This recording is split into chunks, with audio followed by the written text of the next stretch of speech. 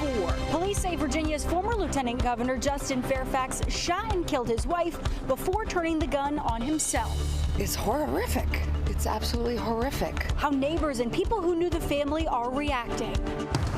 The president's triumphal arch is one step closer to reality, but it's still getting major pushback. For the first time, the Artemis 2 astronauts telling us about their historic mission around the moon. The details they say changed their lives forever. And it's hot right now, but some rain is on the way. Meteorologist Scott Sumner is tracking how much of a cool down that rain will bring. You're watching the station covering all of the DMV. This is DC News Now. And thank you for joining us for DC News Now. For Mark Hall. And good afternoon. I'm Annalisa Gale. Well, a family tragedy in Northern Virginia today. Former Virginia Lieutenant Governor Justin Fairfax is dead after police say he shot and killed his wife, then himself overnight at the couple's Fairfax County home. Investigators say that he and his wife, Serena, they describe were in the middle of a messy divorce. The couple's 2 teenage children were inside the home at the time, with their son placing a call to 911. Tragic in nature, certainly a fall from grace for a relatively high-profile family that seemingly had a lot of things going in their favor. Well, Fairfax served 4 years as Virginia's lieutenant governor and then later made an unsuccessful run for governor. During his time in office, 2 women accused him of sexual assault allegations that he denied, and no charges were filed. After leaving office, Fairfax returned to his law career. Police were called to the home once before, in January, when Justin accused his wife of assaulting him. Police say that cameras show that Serena installed in the home showed that never happened. And right now, DC News Now's Randy Bass is joining us live from Annandale. And Randy, you had a chance to speak with people in the community. What are they saying this afternoon? Yes, the Fairfax family, of course, very well known in this community and in this quiet Annandale neighborhood. People here who knew them, we talked to them. They tell us they are devastated and shocked to hear what happened inside their home this morning. Neighbors waking up to police cars and sirens overnight, reading the headlines this morning. Police say Virginia's former Lieutenant Governor Justin Fairfax shot and killed his wife Serena before turning the gun on himself. It's shocking. It's just, wow, could that have happened here in Camelot for one thing? Something that severe. I mean, that was extreme almost. And then you think about the kids. No signals to you from the outside that there was anything wrong? No, zero.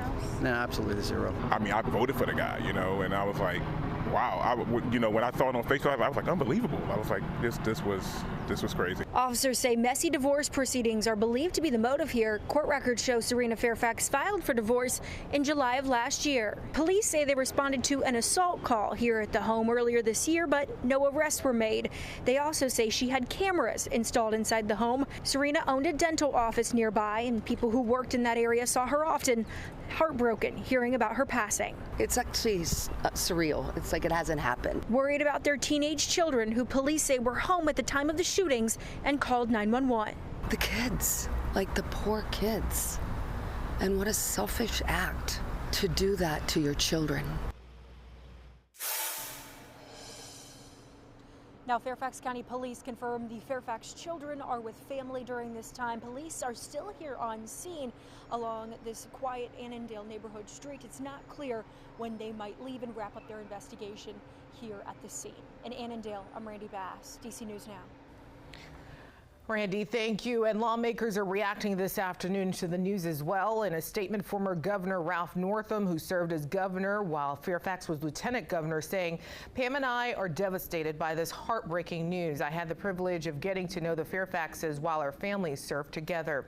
Meantime, current governor of Virginia, Abigail Spanberger, also commenting, saying in part, I am deeply saddened by the tragedy that occurred. I ask my fellow Virginians to hold them in their hearts and prayers. Now, if you or someone you know is in crisis, help is available 24 hours a day through the Suicide and Crisis Lifeline. You can call or text 988 to connect with a trained counselor. And for the latest on the death of the former Lieutenant Governor Justin Fairfax and his wife, you can visit our website, dcnewsnow.com. Just head to our homepage. All right, meantime, new details this afternoon. Mayor Muriel Bowser reinstating a limited juvenile curfew in D.C. starting tonight. It comes after weeks of disruptive teen takeovers in Navy Yard. The emergency order sets an 11 p.m. citywide curfew for anyone under 18 and allows police to create targeted curfew zones where large groups of youth gather and safety is at risk. The order will last 15 days unless it's extended. All right, let's talk weather, Annalisa. My goodness, these last 2 days they seem to have really been the same. Yeah. Warm, not overly sunny. Yeah, Scott, I thought I was in the Caribbean today. I felt, the breeze blowing and the heat on my face. It was beautiful. Let's head to the Caribbean, shall we? Let's all just move shop and just go. Yeah, it's just like yesterday. We're watching and waiting for the official records to come down, but so far, highs this afternoon at Dulles have tied a record at 91 degrees. That was set back in 2002. According to these records, Hagerstown has broken a record at 90, old record of 88. Martinsburg as well in West Virginia, 91, and the old record at 90. Reagan National, not yet. We've seen highs of 90 degrees, and the record there, of course, is 92. Also set in 2002, and Winchester also has been below the mark of the old record of 90 degrees. Winchester right now, or it has been seen at 88 degrees, and there it is, 88 there, 88 Hagerstown, Frederick at 90, D.C. at 88, Waldorf at 93, and right by the water, just like yesterday, with any sort of easterly fetch of wind coming in, Annapolis is in the upper 70s, Lexington Park is in the upper 70s as well. We'll see 70s as we go throughout the evening, overnight tonight, everywhere across the board, getting down to, and possibly in some cases here in D.C., around 69 degrees at 7 a.m. We do have, unlike yesterday, we have a front that's approaching the area. That front has some showers with it, so we are expecting some rain overnight tonight. But again, it's just a little bit of rain. It's not a lot, and it will be over with probably before you head out the door tomorrow morning. So overnight lows tonight, like I said, about 70 degrees. A chance of rain kicks in closer to the midnight hour here in D.C., a little earlier out to our western counties. And then we'll see that temperature rise as we go throughout the day on Friday, as you see here, getting up to 85 degrees. I'll have more details with the 7-day forecast coming up for you in just a bit. All right, Scott, thank you. President Trump says that Israel and Lebanon have agreed to a 10-day ceasefire.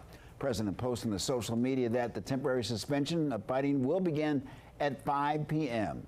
He said that he had excellent talks with the leaders of both countries before making the announcement. The president also announced that he will be inviting both men to the White House for additional peace talks. He says that those might happen in the next couple of weeks. And happening now, President Donald Trump's proposed triumphal arch is one step closer to reality. The U.S. Commission of Fine Arts voting to move forward with construction of that arch. And DC News Now's Liberty Simmons is joining us live in Northwest Washington this afternoon with more on this. Liberty, what happened during that hearing today?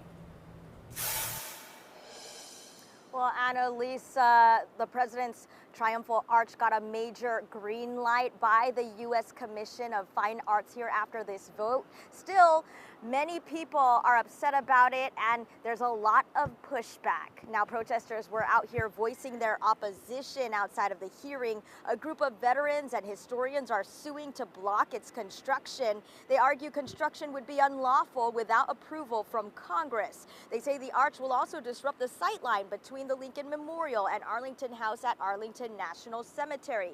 Now, in renderings, you can see the arch with a winged figure holding a torch on top. The president wants to build the arch in Washington's Memorial Circle.